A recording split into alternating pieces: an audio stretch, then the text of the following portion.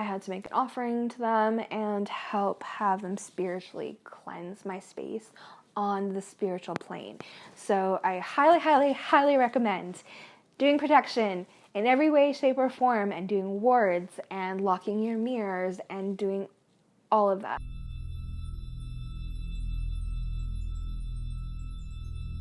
Hey guys, welcome back to the channel. It's me, Rhiannon, and today's video is coming at you from a long-awaited list that I've been wanting to do for a very long time.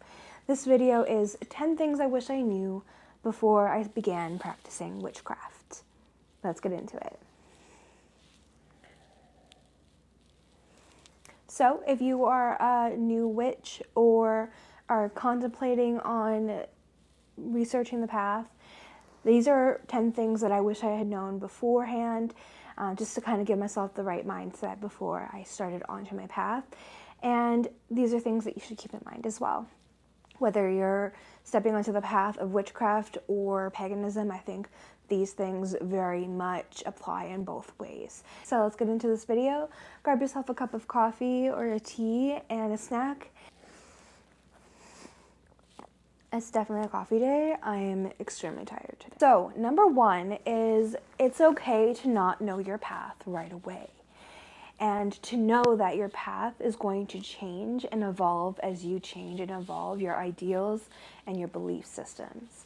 So as you begin to learn more in your life and learn about different systems and paths, both religious and non-religious, both witchcraft, traditional or more religious witchcraft leaning, those things are going to start to lean and change, and you might resonate with one thing right away, but I suggest highly not to commit yourself to that thing right away until you really know yourself and your path.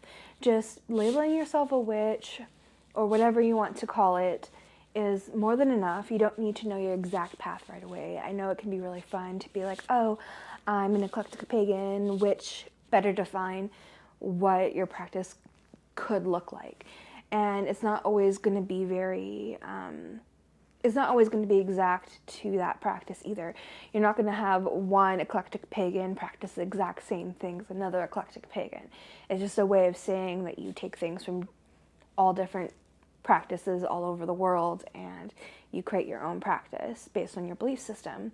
So it's not super important to know that thing right away, and just know that it's going to ebb and flow. For myself, it changed quite a lot. When I first got into any type of practice, any type of occultism at all, I actually stumbled into Wicca like many, many people do. And that's not a bad thing, but it's literally because there's just so much information out there by Wiccan creators that it's really very hard not to stumble into that and think, hey, this is a neo-pagan religion, this is very earth-based religion, this is something that I'm vibing with, I never knew that something like this existed, this is for me.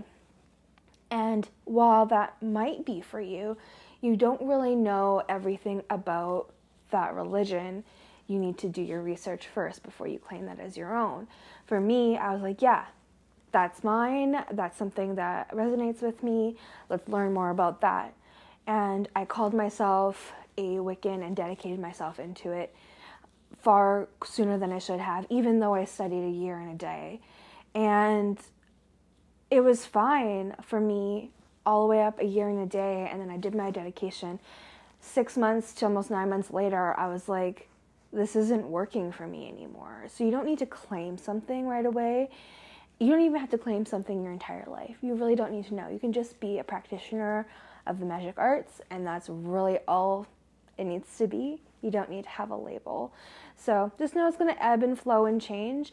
And for me, it's still changing. And before, for example, I thought I was just going to be a Celtic witch because of my Irish and Scottish heritage. But then I did want to lean more into my native heritage as well. And also, I didn't know where to go with that. So I started looking more into hedge witchery and more of like shamanistic practices and all that. And then I thought I was okay with just being an Irish-Scottish witch who practices shamanic practices based on my history of my family. But then Artemis came to me, and I still don't know where I sit with that. It was the first deity that ever really truly reached out to me, and I'm working towards developing that relationship with her now. And I had never really worked with a deity before in this way where they're interacting with me. I venerated deity with Aphrodite, but with Artemis, it's a very different relationship. So now I'm still trying to explore what that means for my practice and what it will be called and the title of it all and how it will look. So just know it's going to ebb and flow. And I've practiced for over 15 years. I started when I was 15 and I'm 32 now. So it's going to change and it's going to be okay. Just go with the flow. Number 2 is witchcraft is not about the tools. Witchcraft is about using what you have to get what you want. And it's always been like that. I know in this time frame it can be really difficult to see these aesthetic feeds and to see perfect altars, especially when you come across like Wiccan practitioners, and this is not me shitting on them, but many Wiccan creators have these altars that are very ornate and elaborate, and they do have tools for their practice, which is based in their religion, and that's fine. But people think a lot of times they mix up Wicca and witchcraft, and they think Wicca means witchcraft and witchcraft means Wicca, and then that means I need to have these tools, and that's not the case. Wicca is a religion that encases a magical practice within it. It's a religious witchcraft practice, or religio magic. Not all magic contains religion, and you don't need these tools that practice utilizes. Witchcraft has always been about using what you have. It's always been about the people and the region where you are, using the herbs and the tools that you have at hand to bring things about in a way that's beneficial to you. When you think of people who are oppressed and they're enslaved, they didn't have much, but they did have their practice, and they did have certain things that they had on hand, that they were able to develop things to help cultivate protection for them. They were able to cultivate things in their favor to protect them and to help pull themselves from a place where they may have not wanted to be. And those are the makings of what makes witchcraft really what it is yourself, your intention, and the correspondences that you have around you. You don't need to have a tool like a wand or an athame or anything like that to create great change in your life. One of the more powerful spells that I have actually manifested into my life actually came from no tools at all. It just came from me using a method of manifestation in my mind and then also implementing action right away and doing that consistently before I even came up with what I wanted. So I did an actual video on this. I can link it in the cards above, but it is my manifestation video about the law of attraction, and I have my opinions on the law of attraction now. It's not something that I'm fully into anymore, but it is a method that worked for me for a while, and that method was what got me the gym membership that I wanted for an entire year for free from my gym and from my trainer. And that was one of the main things that really helped cement that in my mind that I can do things without tools.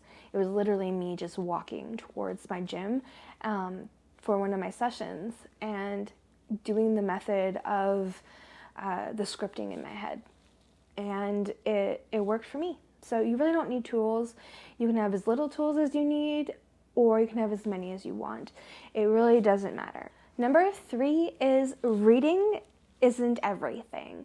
You really need to implement the things that you are reading and learning instead of just becoming like a book devourer and then not really retaining anything. A lot of people get into this rut where they just want to buy every single book from every creator possible, past, present, and future, and they get into this money pit where they don't realize that they can get books secondhand, they can borrow them, they can read and watch reviews online from different books and watch creators online. And you really don't need to like get all of your information from books right away.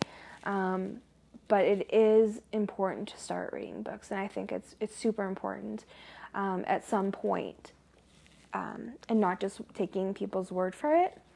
However, reading books with intention is super important. And this thing of intention is kind of like a weird term that's kind of like laughed at now in a lot of like online spaces when it comes to the occult and witchcraft and the new age movement. Is intention is kind of like a laughable thing because it's so overused, but it really is very important, because if you're not reading with an intent, you are not going to absorb that information very well, and you can just forget it, and it's off in the ethers. So for me, it was really important when I'm reading for my practice is to read with intent and actually study as if I'm in school. And that might not be fun for you at first, but it's going to help you really cement a strong practice in the end. So as I'm reading, I'll usually highlight the books that in the areas that I find really interesting that I want to revisit. I'll tag them on with like little bookmarkers, and then I'll write down areas or like keywords that I want to revisit with the book title and the page where I found that information, or I'll write just full-on notes in my grimoire book so that I am able to go back and actually look at this thing that I found was interesting and actually practice it and see how it works for me, and then journal about it and then be able to grow my practice. It's fine to read about all these things, but if you're not actually implementing them, what are you really doing? You're not really growing. You're just reading things and forgetting about them. So reading's not everything. Reading and implementation is the most important thing. Number 4 is that you will fail. Let's let that sink in for a second. And that's okay. It's okay to fail. Your spells will fail. And if they're not failing, you're really not learning the full scope of what you can. I feel like if you're not failing right away when you first practice, you probably waited a little too long to start practicing, and that you could have already have been learning a lot quicker. So failing is not a negative thing. Failing, people always find this is such a scary word and they don't want to fail at all costs. But failing really is you just learning something that didn't work so you can try something else in the end. So that's where bookkeeping becomes really important, is taking your notes and failing. Okay, that working didn't work. I did this, this, and this, and I see where I made my mistake in that error, where I was lacking. Maybe I didn't implement action. Maybe I didn't resonate with correspondences properly. Maybe my timing was off. Maybe I needed to do a clearing or a cord cutting or something before I did this because there's a blockage in my way and I didn't do my proper divination, those kind of things. So failing is totally fine. You're going to fail all the time. I fail on almost every one of my workings until I succeed. Okay, so let's let that sink in. I fail in almost every one of my workings until I succeed. I do a working and I do my divination and I see how that works. And then I work on another part of that working. I don't almost never do a working where it's just one candle or one jar and bang, bang, boom, I'm done. That's not how it works. You have to work the practice, you have to work the spell, and changing things and modifying them and backing them up. At one point, I've had 3 candles going on different intentions based on one spell, and I had protections going on. I had cord cutting, and I had like a cut and clear, like a uncrossing going, and I had to do a spiritual bath and all these other things.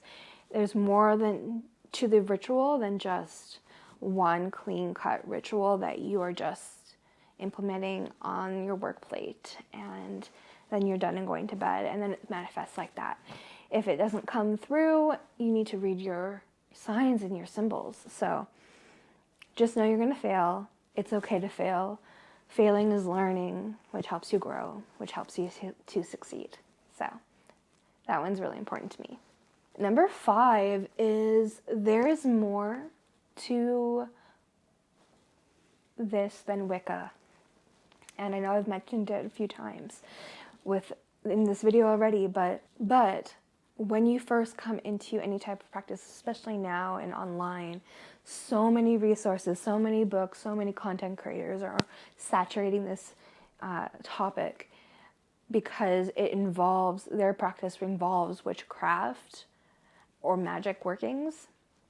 It can get confusing, and it also is really hard for you not to dive into that.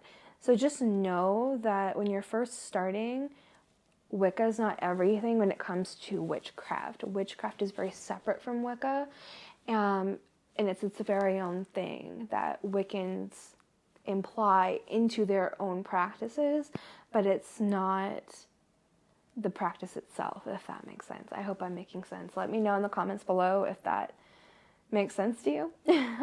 But witchcraft is a practice that you develop over time and you implement daily. It's something that you do. It's not a religion that you get written into. It's a practice that you form. So there is more than that. There is traditional witchcraft. There is so many different things on a wide spectrum. I could probably do a different video on that all on its own. So I'm not just going to reiterate a bunch of different practices because I feel like that can be confusing. So just know that there are more different practices that you can look at and start researching things that are in different practices of witchcraft, not of religious associations that also use witchcraft, if that makes sense. I hope that makes sense. Number 7 is you do not need an altar or a deity to work in witchcraft, like a lot of these religious witches use and utilize. I myself do this, and I'm still discovering what that means for me, but for a long time I didn't have a deity at all. And I didn't have an altar. I just was doing these things that were spiritual for me. And yeah, having a sacred space is really great, and it's a place of power and a place for you to feel safe and comforted and feel like you can focus, but you don't need an altar. I know so many witches that just use their home as their workspace. Their kitchen table is where they do their workings, or on their counter, or on their stovetop. Wherever it is they can craft their spells, that's where they do it. And that's totally fine. You don't need to have a specific place that's always set up and perfect.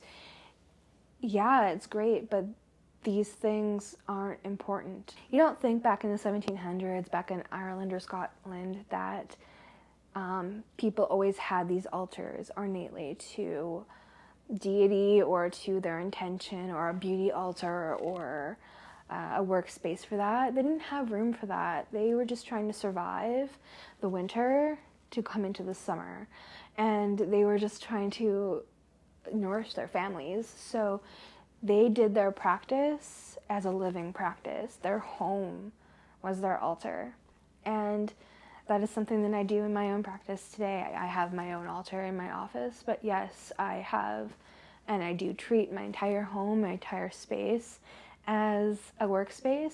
If I need to do a working, I will incorporate that in the food and the drink that I have. I will incorporate that into my cooking. I will do it with my dishes. I will do it with the cleansing of my home, and I will do it with the protection of my home, and that's all a practice in itself. You don't need an altar to have a witchcraft practice. Number 8 is studying is part of the practice. And this is something that I struggled with for quite a while, because I felt like I needed to know everything right away, and I was trying to rush through content. And this is another reason why I have to take notes when I study. But I felt like I had to rush through the content so I could know everything, so I could practice right away and not mess up. And I realized over the years, especially when I started working with deity now, is that you can dedicate certain things towards your practice, especially if you are, say, like a witch that works with deity in any sense of the way, that you can dedicate that towards that deity as a path of learning towards them, or you can dedicate it towards yourself and towards your magical path as a way to help you grow and learn and become a better practitioner, as learning different systems of magic and different sources. So for me, it really helped take off the pressure with having to learn everything right away and feel like I was an expert in everything. And you're never going to be an expert.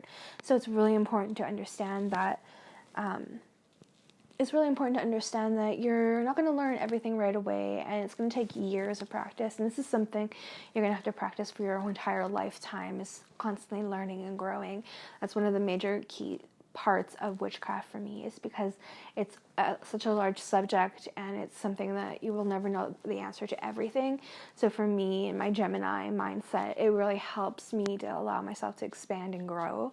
And you have to allow yourself to do that. You can't get yourself like pigeonholed into this idea of having to know everything so quickly. And because in the end, if you have to know everything so quickly and know everything all at once, you're going to end up knowing nothing, if that makes sense to you.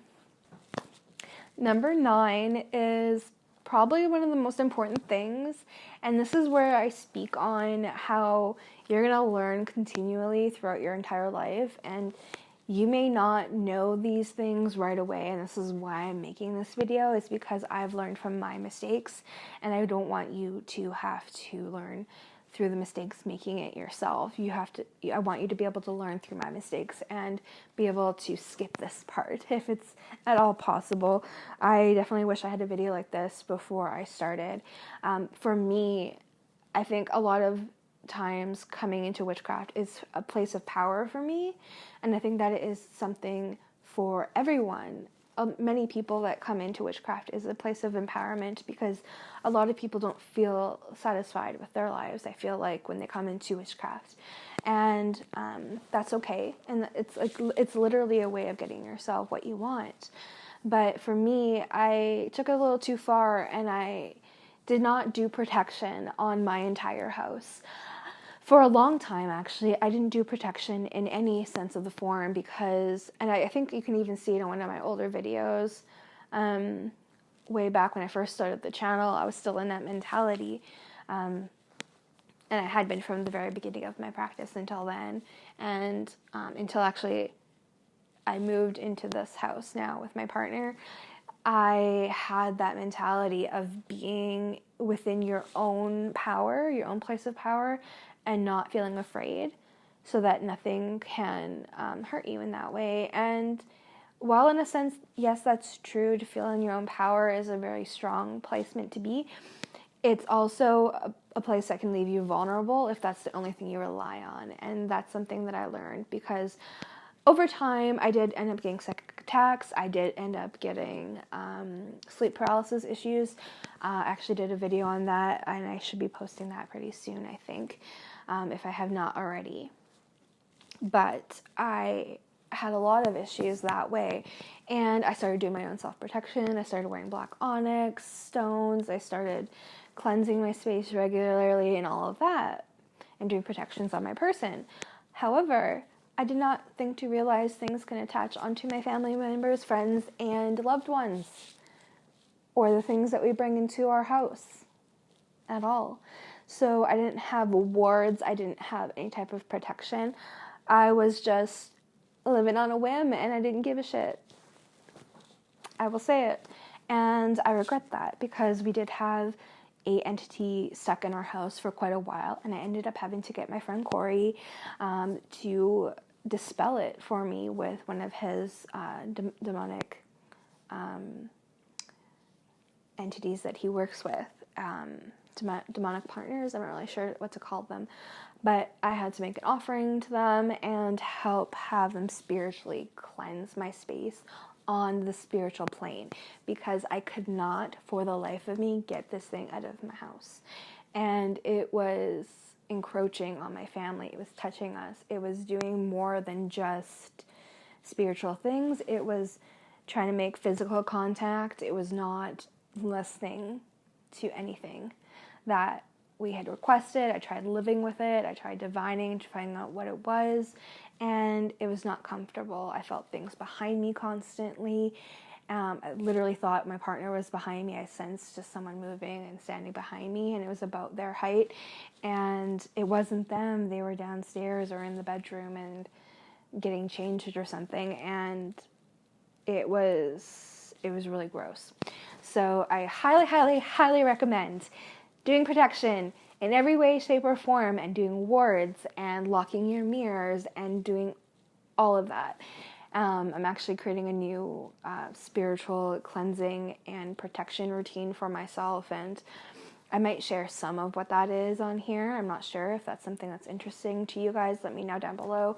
But however, I will not share all of it, because that's another way that people can encroach onto your space. And because I am public online, I will not share all of it, because that's a way for people to know how to access me. So there's always going to be a secret when it comes to that, and that's something you have to develop on your own to strengthen your own wards. But do protections, learn them right away, start doing them on yourself, your friends, your family, your entire house, on the inside, outside, on your car, every time you leave your house. Do protections. Okay, next. Last one is number 10, and it's kind of simple, but I think it's important because a lot of people do videos on this, and it's okay, and I'm going to be planning to do a video on my spiritual daily practice, just to share it, and how to create a practice. However, you do not have to have a daily practice, and you do not have to practice every single day. It's only if you want to strengthen something that you're working towards spiritually, and to dedicate towards yourself. You do not have to have a spiritual practice, and you do not have to practice every single day. While I do advise it, especially in the very beginning, to practice small things every day with intention, charging, all of those types of things for a long while, grounding and all of that, to develop those skill sets quicker. You don't have to do it every day. You can set a certain time to do it, just like you schedule in your workout. You still get stronger when you work out, even if it's not every day, right? And with that being said, there also lends a thought to practicing every single day and getting burnt out. Just like if you would practice or work out at the gym every single day, the same muscles every single day, or your whole body every single day, your body gets burnt out and it doesn't have time to heal and regenerate and to create that new muscle tissue, and it can lead to injury and burnout in the end. And the same thing spiritually. You don't want to overwhelm yourself. You can make a practice for yourself that is based on your needs and your time constraints. And that's totally okay to schedule in your spiritual practice 3 times a week, 2 times a week, once a week, whatever it is, whenever you have time for it. It's totally fine. Just know you don't have to do anything in witchcraft other than respect other people's practices and religions and not appropriate on them, and just learn and let yourself grow. You don't have to do really anything that you don't want to. So just make sure that when these ideas come out that you want to implement them into your life, that you can twist them and make them work for you based on your lifestyle. So those are my 10 things that I wish I had known before I had started witchcraft and started practicing. Let me know the things that you wish you had known before you had started witchcraft, and leave them in the comments down below and let's get a conversation started. I'd love to know the things that you wished you had known before, and maybe this will be a really good resource for a lot of newer practitioners of any kind of magical workings, witchcraft or the occult, whatever it may be. Let us know down in the description below the things that you wish you had known before you started your personal magical practice. And I will see you guys in the next video. Make sure you like this video and share it to the people that you know would appreciate this kind of information. It really helps my channel a lot, and it really allows me to know what you guys are enjoying and allows me to make more of that, as well as to subscribe to the channel and turn on the bell notification as well. Also, I post to Instagram every single time that I do post a new video, so make sure you check out there. I post videos every single Wednesday. I love you guys so very, very much. I will see you guys in the next video. Stay wicked and stay witchy. Bye!